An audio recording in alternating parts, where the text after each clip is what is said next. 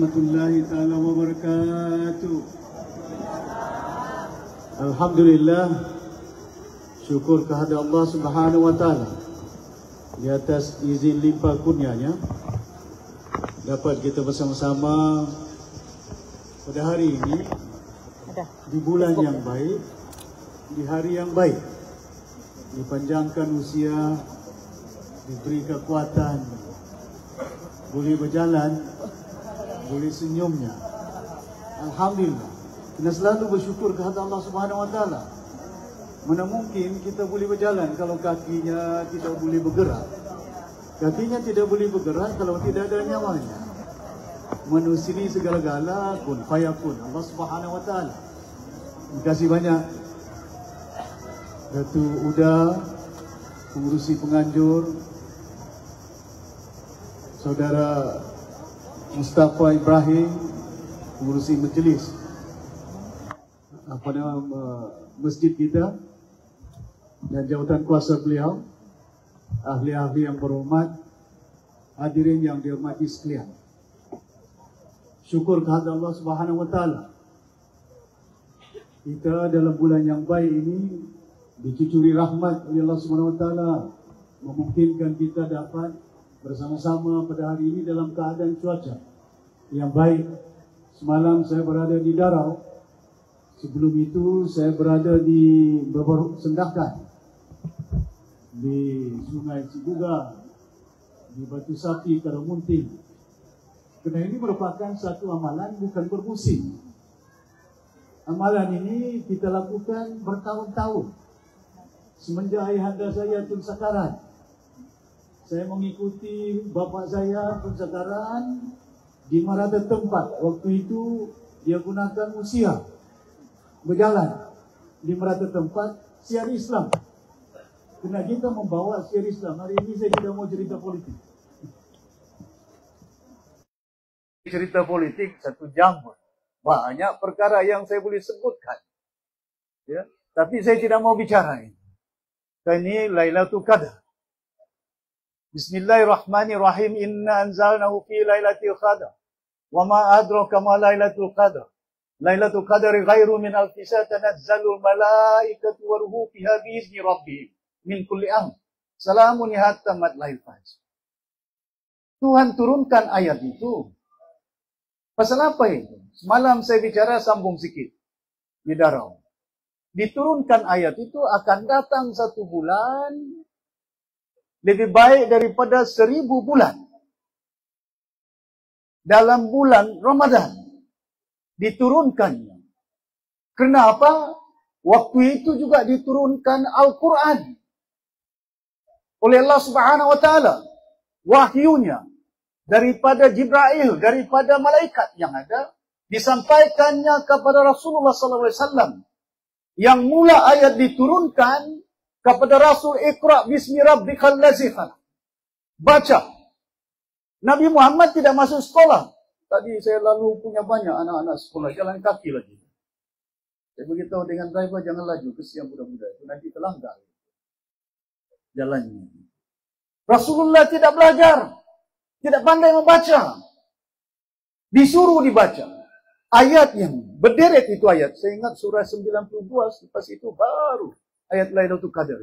Rupa-rupanya disuruh membaca. Yang disuruhnya membaca, bacalah Al-Quran itu. Bukan kau disuruh membaca ABC. Pasal apa disuruh membaca? Pasal disitulah Lailatul Qadar. Lailatul Qadar ini. Apa artinya? Al-Quran itulah yang membawa kebaikan kepada umat perjalanan hidupnya di muka bumi ini. Berpandukan itu bagi orang Islam merujuk kepada 2 perkara. Naskahnya itu 1, kitabnya Al-Quran. Yang kedua hadis. Hadis yang sahih. Diperingatkan itu dalam agama. Saya masuk belajar agama ini dari kecil lagi, di lantai lagi, disempurnai. Ya. Tahun 60 berapa itu? Saya ingat dalam 62 kalau saya tidak silap. Kami punya ustaz itu dari Arab. Tuan Syekh Abdul Wahab. Meninggal dunia di Mekah. Dia minta dibawa, dia mau mati di Mekah. Pasal dia datang dari Mekah. Dia kahwin dengan keluarga Makcik Zayah. kira pangkat maju. Pasal itu si banyak anaknya masih ada di Kunang, Kamlunnya ada, ya banyak anak-anaknya ada pegawai anaknya dulu kerja di Jeddah di immigration. Jadi kalau saya pergi Makkah itu datanglah pergi hotel, pergi makanlah sedikit, kami cerita tentang bagaimana keadaan di Sempurna ini. Pasal ibunya datang dari Sempurna. Bapaknya dari Arab, belajar agama itu bukan senang. Ya. Masa itu madrasahnya bukan lagi madrasah yang cantik-cantik. Tahun 60-an. Belum lagi dibentuk Malaysia. Belum lagi kita merdeka ini. Ayahanda saya Tun Sekaran banyak membawa ulama-ulama. Di Sempurna itu Tuan Syekh Abdul Wahab, Tuan Syekh Ustaz Said Alatas dari Negeri Sembilan, Ishak Ayub daripada Pulau Pinang, Naib Johan Musabaka duduk di Sempurna, kita bagi tanah. Jadi dia duduk di situ, anaknya tinggal di situ, kita bagi tanah 100 ekar kepada dia untuk berdakwah. Ya. Kena membolehkan siar Islam ini kita panjangkan. Seumpama pada hari ini kita panjangkan siar Islam ini di merata tempat. Bukan kita ada niat lain daripada itu. Ya, tidak apa. Yang tidak mau saya beritahu sudah jangan. Batalkan. Jangan paksa orang. Beramal ini jangan memaksa. Ada tempat, alhamdulillah. Tidak ada tempat, tidak apa. Ya, kena kita mengabdikan diri kepada Allah SWT, tidak bermusim, tidak bertempat. Rasulullah diturunkan ayat pertama Iqra itu dalam gua itu, bukan dalam masjid itu. Pasal waktu itu di Mekah itu macam-macam keadaannya. Ada yang tidak percaya kepada Tuhan, ada yang percaya macam-macam agama di situ. Siar Islam ini berbagai cabaran, rintangan. Udah bukan senang rintangan Rasulullah, dipaling dengan najis, dipaling dengan itu. Tapi hari ini alhamdulillah sampailah ke Ketiau, kampung Ketiau. Islam itu. Kamu tidak pernah nampak Rasul itu. Kamu tidak pernah bersalam dengan Rasul itu. Kamu jumpa dia, tidak pernah jumpa. 1600 tahun. Tidak pernah kita berjumpa, tapi seakan-akan walaupun wajahnya tidak dipandang, tapi kita kenal dia. Kenal dia bukan pasal wajah. Kenal dia pasal kepribadian dia, akhlak dia, orang dia, macam mana kehidupan Rasul itu membawa mukjizat daripada Al-Quran itu untuk panduan kepada umat. Berpuasalah dalam bulan Ramadan. Bukan berpuasa mau tahan perut supaya tidak makan. Puasa ini kadang-kadang jangan makan. Bukan itu yang dapat. Cakap loh. Cakap macam-macam cakapnya. Bulan Ramadan ini membimbing umat. Bukan hanya makannya. Terbiar dia. Apa yang perlu bagi kita dari segi moral value kita. Selaku insan manusia. Pertuturan kita. Peradaban kita. Tingkah laku kita. Jangan tingkah laku. Oh, saya yang berhormat. Oh, mau duduk atas meja. Pasal itu saya beritahu dah. Bagi asnaf duduk di meja itu. Bagi dong keutamaan. Pasal hari ini keutamaan saya beritahu. Pastikan hormati kumpulan-kumpulan yang memerlukan bantuan bimbingan daripada orang yang ada. Kita selaku insan manusia, pimpin manusia yang lemah. Jangan pimpin nafsu kita. Pasal itu dibimbing. Kadang-kadang manusia ini mau dipimpin nafsunya itu. Makan satu ekor ayam, dia nampak, dia bilang kerbau, dia kerbau pula. Kambing. Makan kambing, semuanya dimakan. Jangan. Manusia ini kadang-kadang begitulah keadaan. Rumahnya besar, mau kasih besar. Ya, macam-macam. Pasal itu bukan mudah. Di antara cabaran manusia yang paling berat di muka bumi ini, berlawan dengan nafsu itu.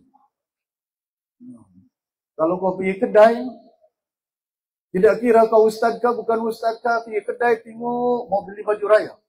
Mata itu berpusing dia. Bukan dia bertigo. Matanya daripada kanan sampai ke kiri. Warna mana yang ditinggunya, mana yang berkilat, mana yang cantik, mana yang... Tapi ditinggu-tinggunya bila nampak cantik, lepas itu harga. Ini mahal sikit dia. Kalau yang berada itu harganya. Kemiskinan ini bukan datang seumpama itu semata-mata kena miskin. Kadang-kadang ada orang kaya jatuh miskin. Pasal apa ini? Pasal nafsu. Kita bimbing. Ada yang kaya raya, keturunannya, bapaknya, nenek moyangnya, harta bukan main. Tapi oleh kena tidak boleh membendung nafsunya, mau kereta besar, mau rumah besar, terlupanya utangnya. Tapi mau cantik, pasal itu pandangan mata. Pasal itu diterbiah mata kita dalam bulan puasa, wudhu wajib sebelum sholat. Pasal apa? Basuh kau punya mata, pasal mata inilah yang memandang. Tudung-tudung yang ada labucinya, bajunya berkilat-kilat, mau cantik, dia punya putang, diamond sana, diamond sini, mutiara, macam-macam. Wah, lepas itu bila kita, kadang-kadang itu diangkatnya tangan, nampak cincin berkilat. Saya sudah berapa tahun dah ada cincin, dah ada jam. Bukan tak mampu beli jam, pasal saya bimbang.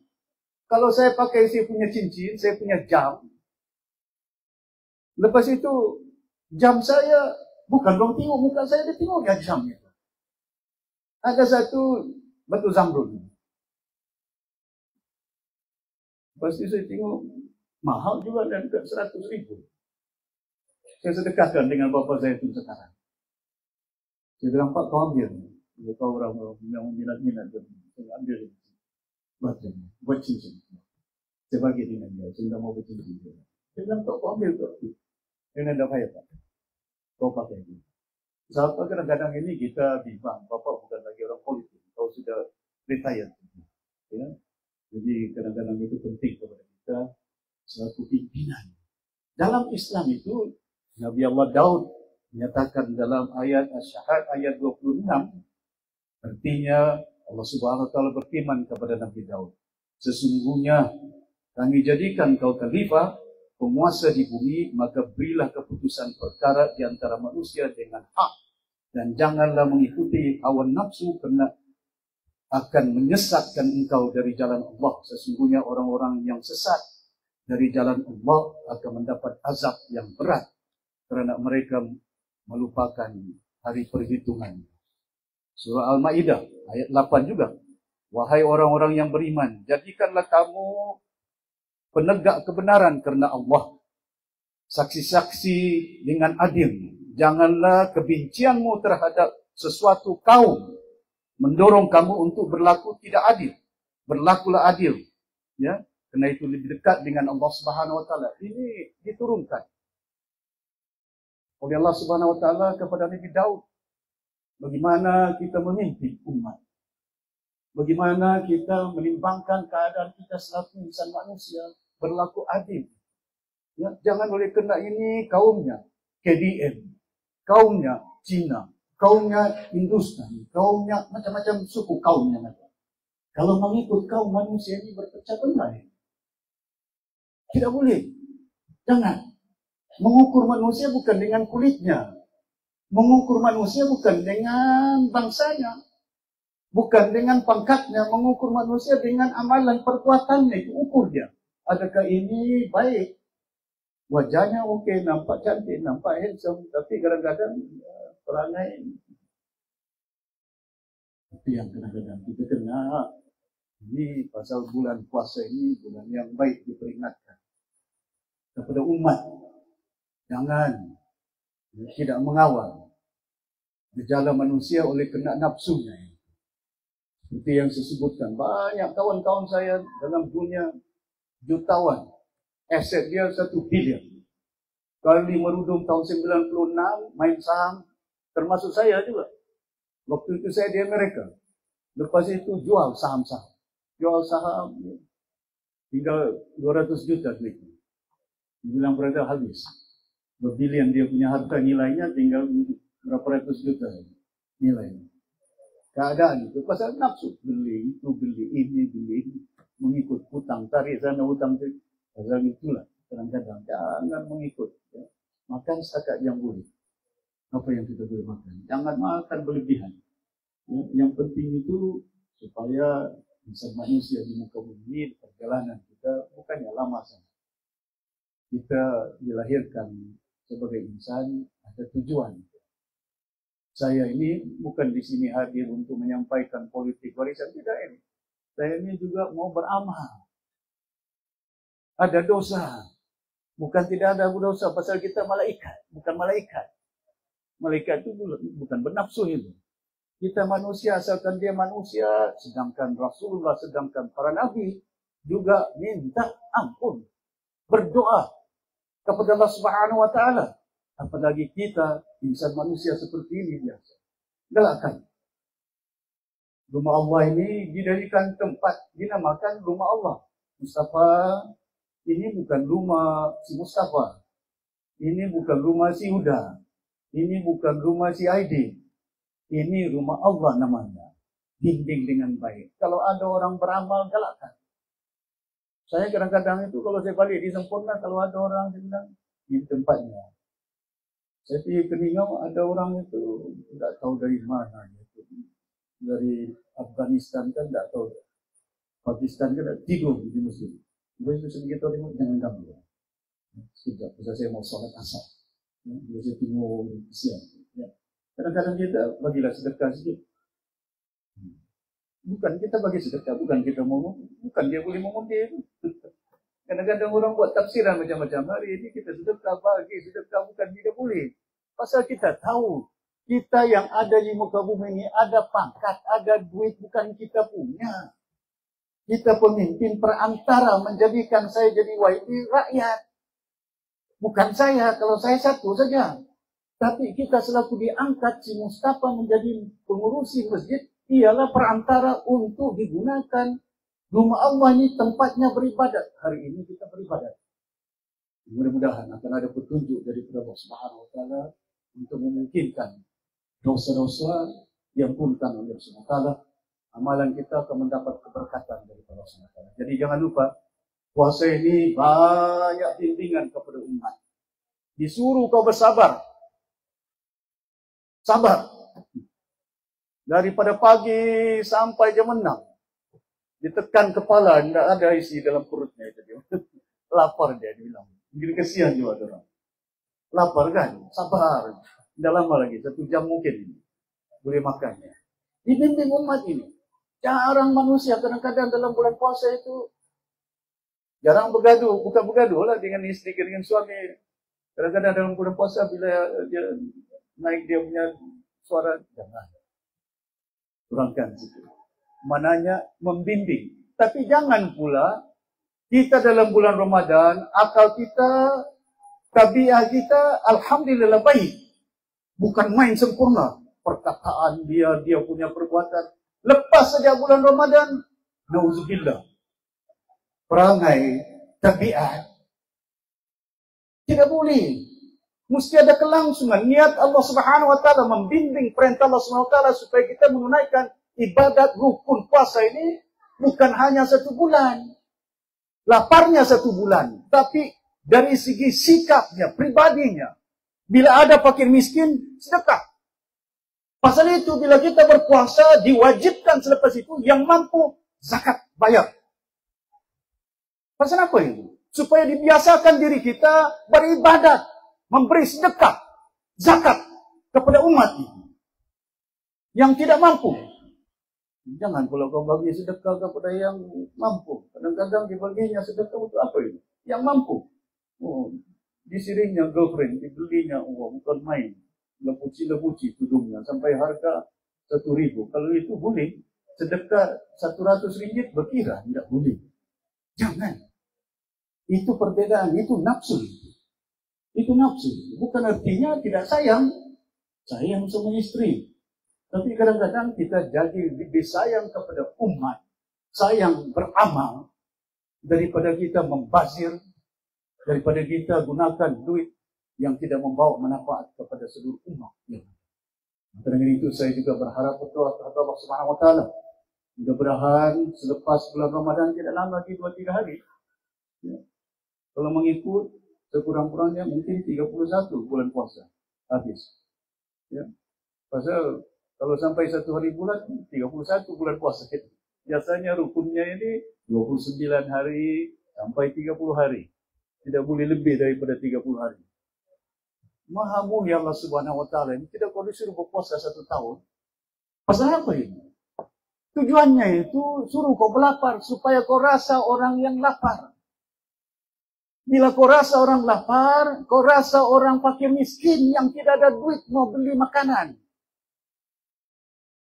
Itu tujuannya berpuasa, supaya kau rasa hari ini Agung pun berpuasa, Sultan pun berpuasa, Presiden pun berpuasa. Tidak ada selaku dia Islam tidak berpuasa. Diwajibkan kepada umat asalkan dia mampu berpuasa. Ada juga Allah Subhanahu Wa Taala itu kecualikan umat yang lain jangan kau berpuasa. Itu kan, bagi wanita tidak boleh berpuasa kalau sampai waktunya. Bagaimana Islam ini dinamakan agama bukan bermusim, agama sepanjang zaman. Bukan zaman Rasulullah 1600 tahun dahulu boleh dipakai. Sampai sekarang dipakai sepanjang usia manusia. Bukan hanya kepada perempuan, laki-laki pun. Kalau laki-laki, dia bilang, kalau kau uzur, duduk sembahyang. Jangan kau berdiri. Lututmu sakit. Nanti kau pingsan terjatuh. Kalau kau tidak boleh duduk, disuruh kau baring. Mananya Islam ini, kemuliaannya, melihat dari segi makhluk Allah Subhanahu Wa Taala, keupayaannya disesuaikan ibadat itu tidak ada paksaannya. Mampu berzakat. Kalau kau tidak mampu berzakat, jangan pula Datuk boleh kasih pinjam duit. Pasal aku tak ada duit, aku berzakat. Tidak boleh meminjam itu. Pasal dalam Islam tidak wajib ke atasmu untuk kau berzakat. Pasal di antara ibadat-ibadat yang wajib, walaupun dia zakat, walaupun dia haji, kalau tidak mampu, jangan. Kau jangan naik haji, kau berhutang dengan bank. Tidak boleh itu. Yang kadang-kadang nafsu itu pasal jiranku naik haji. Jadi aku pun mau jadi haji juga. Jangan. Itu nafsu itu. Tidak boleh. Mana yang kita mampu, kita laksanakan. Pasal itu Islam ini very flexible, adaptable. At any time. Zaman berzaman. Bayangkan. Bila Rasulullah, orang bilang, waktu hijrahnya itu, berjumpa dengan Allah Subhanahu Wa Taala, bukan naik jet ini. Tapi orang tidak percaya itu. Macam mana boleh Nabi Muhammad terbang? Sekarang ini jet sudah boleh terbang di bulan. Itu untuk memungkinkan umat berpikir, what sort of technology? Apa yang kita boleh mampu lahirkan sehingga kita boleh sampai ke satu tempat, ke tempat yang lain dengan jangka masa tidak sampai 1 jam. Kalau dulu masa kecil, kalau kita dari KK ke Bobot naik kereta api, laju lagi ke Rabau. Tidak ada kereta api. Dia tahu kami ada kereta api, tapi dulu kereta apinya untuk daripada Pangkalan, untuk ambil kayu, arang, diantar ke lapangan di pelabuhan di tahun. Masa British. Dulu ada. Tapi sekarang kereta apinya laju. Kau pergi Jepun, kau pergi China, bullet train dia bilang. Kereta api peluru. Pasal apa? Lajunya macam peluru. Jadi begitu juga gambaran yang diberikan kepada umat. Satu ketika akan datang. Nikmat diturunkan oleh Rasulullah SWT dengan ilmunya. Allah Subhanahu Wa Taala. Saya sebut semalam, bagaimana insan manusia dalam perut kamu wanita. Anak dilahirkan, macam mana boleh ada dalam perut kamu? Pertemuan suami dengan istrinya, hanya menggunakan sekumpal darah yang dinamakan liquid. Liquid dari suaminya, liquid dari istrinya, campur di perutnya, air.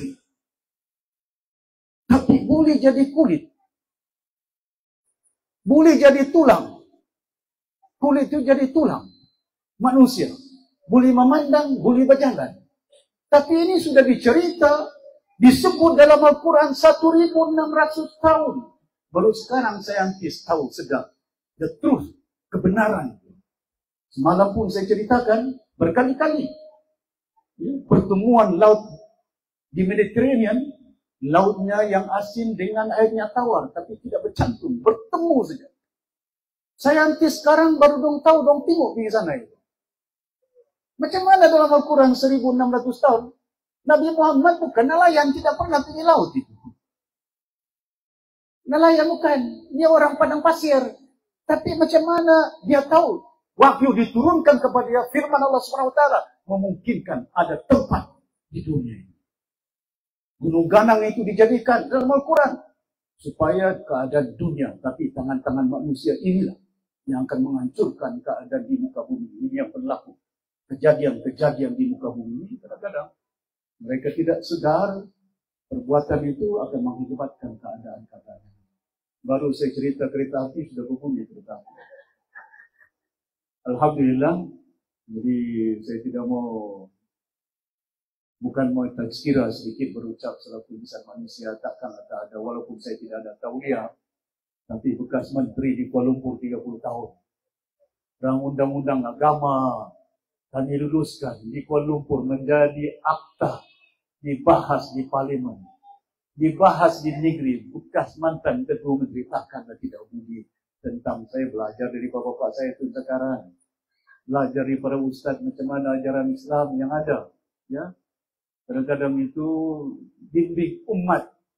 Ya, bagaimana perjalanan Islam di muka bumi ini. Jangan berpecah belah. Jangan caci orang-orang lain itu. Agama lain. Dia agamanya dengan agama dia. Agama kita dengan agama kita. Ya, jangan pula pasal dia Kristian. Jangan. Kita mau berkawan. Jangan. Ini Allah Subhanahu Wa Taala makhluk Tuhan. Kucing baru jalan sering kamu itu. Bukan pandai cakap bajau itu. Kucing itu makhluk Tuhan itu. Kadang-kadang kita bagi makan sama dia. Kalau kucing boleh masuk ke rumah, masakan bangsa lain tidak boleh kita. Assalamualaikum, apa kabar? Tanya. Jangan. Dia masuk ke rumahmu terus kau keluar. Pasal kau ini bukan saya punya bangsa. Jangan. Pasal kau bukan agama saya itu. Bismillahirrahmanirrahim. Qul ya ayyuhal kafirun la'budu ma ta'budu wa la antum abiduna ma a'budu wa la ana abidu ma abadtum wa la antum abiduna ma a'budu lakum dinukum waliyadin. Tuhan yang saya sembah berbeda dengan Tuhan yang mereka sembah. Surah Al-Am pun ada. Jangan caci agama dorang. Kalau kita caci agama dorang caci agama kita. Bagaimana perasaan kita? Agama ini tidak ada paksaan. Kalau kau tidak masuk Islam, aku pancung kepalamu. Tidak ada ayat dalam Al-Quran. Tidak ada. Paksaan tidak ada. Mesti ada keadaan dia. Selagi kau tidak mengucap dua kalimat syahadat, asyhadu an la ilaha illallah wa asyhadu anna Muhammad Rasulullah. Selagi itu tidak wajib kepadamu itu untuk menunaikan rukun-rukun Islam, solatnya, zakatnya, fitrahnya. Itu yang pentingnya. Jadi hadirin yang bermajlis sekalian, itu perintah Allah. Tapi perbedaan dia cukup jelas, yang Islam dengan yang bukan Islam. Pasal apa ini? Dalam ayat surahnya, Qul huwallahu ahad, Allahu samad, lam yalid wa lam yulad wa lam yakul lahu kufuwan ahad. Tidak beristri kita punya Tuhan kita. Tidak beranak. Bukan dia diberanakkan. Tidak ada bapa, tidak ada mama. Dia pun cipta ini. Jadi saya harap sedikit masa untuk membolehkan kita beringatkan. Jangan lupa. Yakinlah. Tauhid kita, akidah kita tidak ada Tuhan melainkan Allah. Beribadah. Ya. Jangan banyakkan perbelahan, perpecahan umat. Dipimpin umat. Semalam pun saya beringat macam mana supaya kemudian tak bersatu ini. Jangan berpecah belah. Wah, imam masjid ini kena menghadap kiblatnya. Ke mana ini? Kaabah. Masjid ini mesti menghadap dia punya kiblat. Ke mana? Di Mekah. Tidak menghadap ke Jakarta ini. Tidak menghadap ke Manila. Tidak ada. Tidak menghadap ke Australia. Dia menghadap ke satu tempat. Batu saja itu. Ciptaan manusia Kaabah itu. Batu itu. Dibina oleh Nabi Ibrahim dan Ismail. Mula dengan Nabi Adam. Tapi disempurnakan oleh kedua Nabi. Tapi itu simbolnya. Untuk membolehkan supaya umat jangan berpecah menghadap ke satu kiblat. Pasal itu bila saya beritahu dengan rakan saya Datuk Aidil, waktu saya ketua menteri, ubah undang-undang ini. Jangan buang masa. Ahli sunnah wal jamaah. Saya tidak mau umat Islam di Sabah ini terpesong dengan berbagai-bagai mazhab. Ikut satu mazhab. Ahli sunnah wal jamaah mengikut Imam Syafi'i yang jauh lebih afdal. Bukan dari sempurna. Ya, daripada Egypt. Terima kasih banyak. Masanya singkat. Mudah-mudahan apa yang kita lakukan akan ada keberkatan daripada Allah SWT. Mohon ampun dan maaf. Salah silap saya, pertuturan saya, perbuatan saya selaku insan manusia sama ada sepanjang saya selaku pimpinan mantan ketua menteri, dewan yang berhormat, bukan kita ini insan manusia. banyak kesilapan. Kalau ada salah silap saya ampunkan. Selamat menyambut bulan Ramadan, insyaallah hari raya Idul Fitri, maaf zahir batin. Sekian. Wabillahi taufiq wal hidayah. Wassalamualaikum warahmatullahi wabarakatuh. Syukran jazilan diucapkan kepada yang berhormat Datuk Seri Panglima Muhammad Syafiee bin Haji Afdal di atas ucapan yang penuh wadah sebentar tadi.